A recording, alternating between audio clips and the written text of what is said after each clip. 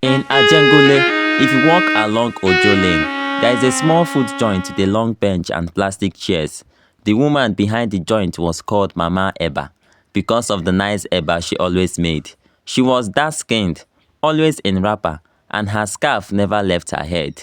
Morning till night, people trooped in her restaurant, saying different words. Give me eba and bitter leaf, no meat. Mama, put more soup. I dey come from Festa because of your food though. Every time I passed, I just shook my head wondering what made her food so special. In 3 months, Mama Eba became a household name. People said even men who had wives at home still came to her to eat. Now that woman dey give me energy, one mechanic once said. Students would carry empty coolers to her shop. Some people even fight over table space.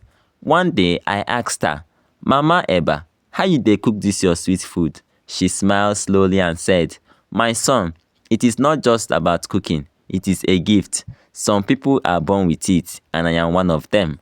I nodded, but something in her eyes wasn't right. She had this black round pot, big like a drum, which she never allowed anyone to wash it. Even when the young girl that worked with her offered, she shouted, leave that pot, you won't spoil my luck. And nobody dared question her. Every morning by 5 a.m., she was already in the shop. She would lock the door from inside. No one entered. No one came out until 6:30 a.m. One morning, I went to collect the firewood I left beside her kitchen wall. Then I heard water splashing and something like humming, but I didn't hear any gas sound or fire on. I tiptoed and peeped through the small hole between the zinc, and I saw Mama Eba. She was inside that pot, naked, sitting and bathing with something red. It looked like palm oil mixed with herbs. She was whispering something like a chant. Pot of fortune, water of wealth, wash my way, charm the amount. Instantly, I froze. I couldn't move. My legs were like wood. What kind of thing was I seeing? She suddenly turned like she heard something. I quickly ducked and tiptoed out of the place. I ran straight home, locked my door and started praying. That whole day, I couldn't eat. That pot, she cooked egusi, ogbono and banga soup with it, and she bathed inside it too. How? Despite what I saw, her business didn't go down. In fact, by the next month, she opened another branch at Boundary. She placed her niece there. The same type of pot was delivered. Now, I was convinced this wasn't normal food business. This was ritual. This was spiritual. Some women who sold ugu and pepper beside her shop were whispering one afternoon, that woman no dey like make person touch her pot. I even see say she dey enter early with one small calabash, another woman added. Na one girl wey work with her before tell me say Mama Eba dey bath before cooking. Inside the shop, the others gasped. Inside that big pot oh. They all laughed like it was a joke, but I knew it was true. One day, my cousin Ada came to visit. She said she heard of Mama Eba's food and wanted to try it. I warned her. Ada, just eat something else. She laughed at me. You dey jealous her food? Without much argument, I allowed her to patronize the woman. She bought eba and ogbono with 2 pieces of roundabout. That night, around 1 a.m., Ada started vomiting. Her body was hot and she started crying. We rushed her to the clinic.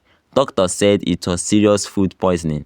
I didn't tell Ada what I knew, but in my heart, I blamed myself for not stopping her harder. There was one small girl who sold pure water beside Mama Eba's shop. Her name was Zainab. One day, Zainab borrowed a basin to fetch water and forgot it in Mama Eba's shop. She entered early the next day to get it. What she saw shocked her. Mama Eba was sitting naked inside the pot. Water, herbs and candles too were surrounded.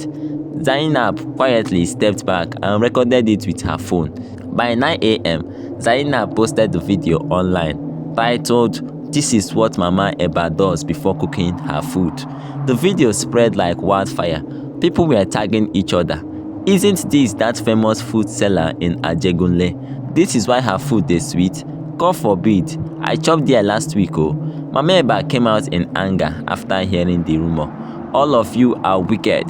This is old video from my village. I was doing cleansing for my late mother. People didn't believe her. Someone replied, "So your late mother na pot too?" Another added, "Did your village kitchen look like your shop?" She threatened to sue everyone, but the video had already gone far. By the next morning, health officials sealed her shop. They said the place was unhygienic, ritualistic, and unsafe for consumption. Some customers started vomiting even by suggestion. Others rushed to take deworming tablets. Her niece in the Boundary branch ran away and the shop too was shut down. Even her landlord was interviewed. We told her to keep her place clean, but we never knew she was using the pot like that. He gave her 1 week to leave.